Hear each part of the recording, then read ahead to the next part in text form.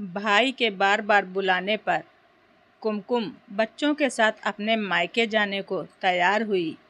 नीलेश, जल्दी बुला लेना और हाँ, बार बार फ़ोन करके जल्दी घर आने को कहते रहना। कुमकुम, क्या हो गया है तुम्हें? कमलेश, कब से तुम्हें आने को कह रहा है।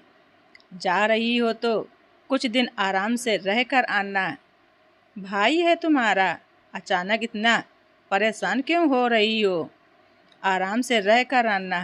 क्या कह रहे हो? कह दिया ना, 2-4 दिन बाद वापस बुला लेना। बस यही एक कहना मान लो। रात की ट्रेन में नीलेश ने कुमकुम और बच्चों को बिठा दिया। ट्रेन अगले दिन सुबह बनारस पहुंचने वाली थी। न जाने कितनी बातें कुमकुम के मन को बेचैन कर रही थीं। ट्रेन में हर झटके के साथ कुमकुम हर बार कुछ नया सोचने लगती। फ़ोन की बेल सुन फ़ोन उठाकर कुमकुम ने कहा, हाँ नीलेश जी। नीलेश बोलो। नीलेश बोला, सुनो, ट्रेन समय पर चल रही है, सुबह जल्दी पहुंच जाओगी। ऐसा करता हूं कि तुम्हारे भाई को फ़ोन करके स्टेशन पर लेने आने को कह देता हूं। नहीं नहीं, उसकी कोई ज़रूरत नहीं है। मैं स्टेशन से ऑटो बुक कर लूँगी और पहुंच जाऊंगी। आप सो जाइए, सुबह घर पहुंचकर बात करती हूँ। मन में पूरे सफ़र मायके की यादें आ रही थीं। माँ की आवाज़ थी। मैंने कमलेश को बोला था, ले आ दीदी को, अकेले बच्चों को और सामान लाने में परेशानी होगी। ये नालायक हिला भी नहीं। पहली बार थोड़ी आ रही हैं। वो तो यहाँ की हिटलर थीं, अपने आप आ जाएंगी। बातें याद कर एक मुस्कान कुमकुम के चेहरे पर आ गई। कमलेश की शादी के बाद सब कुछ कितना बदल गया था। जब माँ मुझे स्टेशन से लाने को कहती तो कहता, माँ वो आ जाएंगी, इतने सालों से तो आ रही हैं। अरे बेटा, क्या कह रहा है? बहन है तेरी, कितनी खुशी होगी उसे अगर तू उसे लेने गया तो। माँ, अब मेरे पास और भी काम है। ये लेने जाना, छोड़ने जाना, इन सब के लिए मेरे पास समय नहीं है। मेरे जीते जी तो ऐसा मत बोल। मेरे मर जाने के बाद जैसा रिश्ता निभाना हो वैसा निभाना। जब मुझे फ़ोन करके बोला तो मैंने कहा, छोड़ो ना माँ, क्यों बात का बतंगड़ बनाना। मैं आ जाऊंगी अपने आप, मत कहा करो उसे। ऐसी ही न जाने कितनी बातें उसके दिमाग में दौड़ने लगी।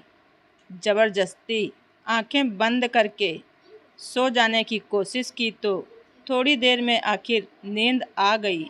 सुबह अचानक घबरा कर उठी तो देखा सही समय पर नींद खुली है।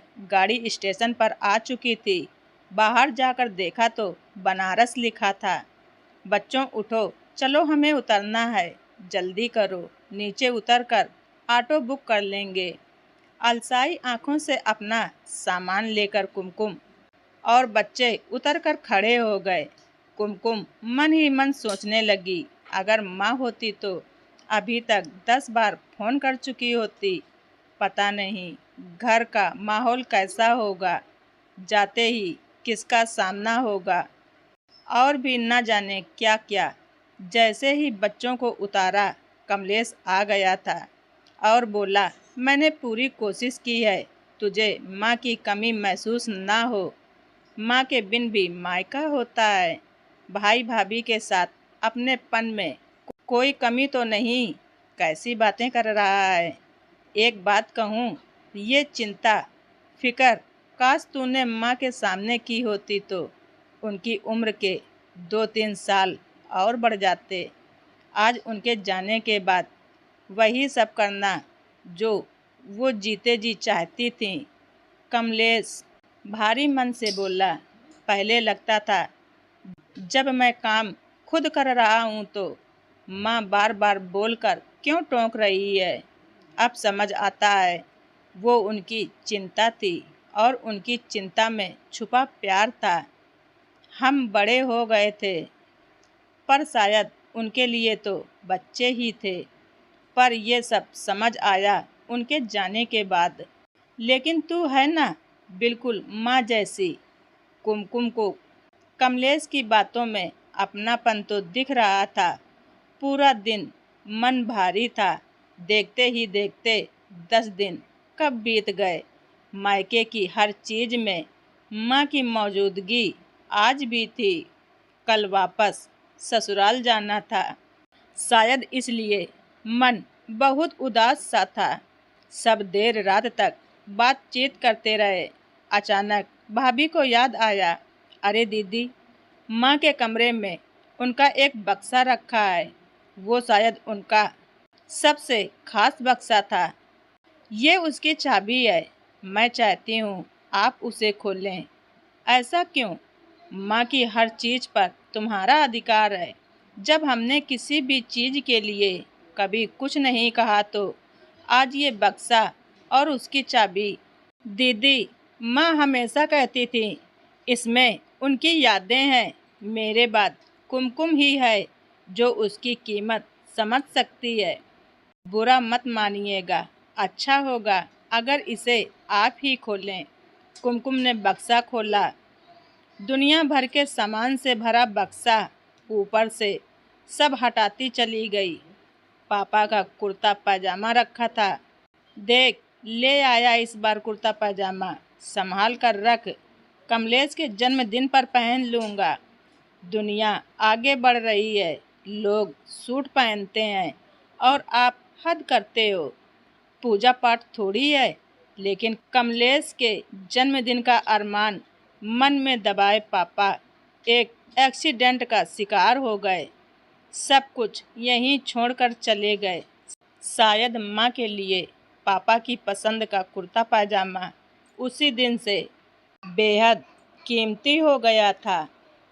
नीचे देखा तो भाई के छठी और पहले जन्मदिन के कपड़े रखे थे। हर एक चीज माँ की ममता से भरी हुई थी। अचानक हाथ में 2 गुड़िया आ गईं, जो कुमकुम कभी जिद करके लाई थी। माँ, दिला दो ना गुड़िया, दिमाग खराब है तेरा? इतनी महंगी गुड़िया, कुछ और ले लो बेटा। थोड़े दिन बाद उसकी तरफ देखोगी भी नहीं। लेकिन कुमकुम को बस गुड़िया का भूत सवार था। लाकर थोड़े दिन खेल उसे यहाँ वहाँ पटक दिया और माँ ने उसे हमेशा ये कहकर संभाला, तेरी बेटी को दूंगी।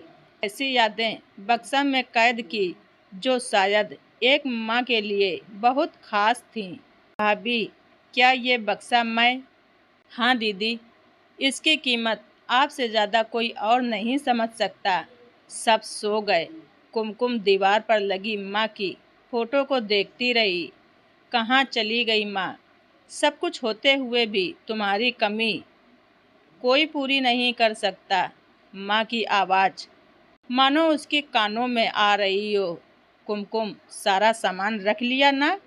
ये देख, ये साड़ी तेरे लिए रखी थी, रख ले। माँ, ये तो तुम्हें मामा ने दी थी, तुम पहनना। नहीं, मैं पहनूं या तू, एक ही बात है। मैं ये रंग कहाँ पहनती हूँ। उसी दिन तेरे लिए रख दी थी। भाभी क्या कहेंगी? कोई कुछ नहीं कहेगा। मैंने चुपचाप रख दी थी। रख ले बैग में। सुबह विदाई थी। चुपके से पर्स निकालकर अपनी अलमारी से रुमाल निकाली। रुमाल में लगी गांठ खोलने लगी और कुछ पैसे निकाल बिटिया के हाथ में रख दिए। माँ, ये क्यों? इतना कुछ तो दे दिया है। मेरा आशीर्वाद है बेटा। अभी पापा होते तो बिना कहे कितना कुछ करते। चल जल्दी कर, कुछ खाए बिना घर से नहीं निकलने दूंगी। ससुराल में कुछ ऊंच नीच हो तो बात वहीं संभाल लेना। खुश रहना। और इतना कहकर मानो प्यार भरी झप्पी दे दी। कुमकुम, सोती रहोगी क्या? ट्रेन का टाइम हो गया है। हाँ माँ, कहकर जैसे ही आंख खोली भाभी सामने खड़ी थी। मन में आया कह दूं, क्यों उठाया भाभी? माँ के घर में थी। फटाफट उठ के तैयार हुई। भाभी ने नाश्ता करवा कर विदा किया। भाई भी पीछे खड़ा था। दीदी आती रहना, जल्दी जल्दी आना। सीने से लगा दोनों के आंसू छलक पड़े। कभी पराया मत समझना। तेरे मायके में तेरा सम्मान हमेशा इसी तरह होगा। ये भाई का वादा है। मुस्कुराकर माँ की फोटो को प्रणाम कर जाने लगी। जा रही हूँ माँ, आज तेरे बगैर मायका क्या होता है ये जान लिया। तुम सिर्फ आँखों से दूर हुई हो, तुम्हारी मौजूदगी तो मायका शब्द में ही है। घर पहुंचकर गुमसुम बैठी ही थी।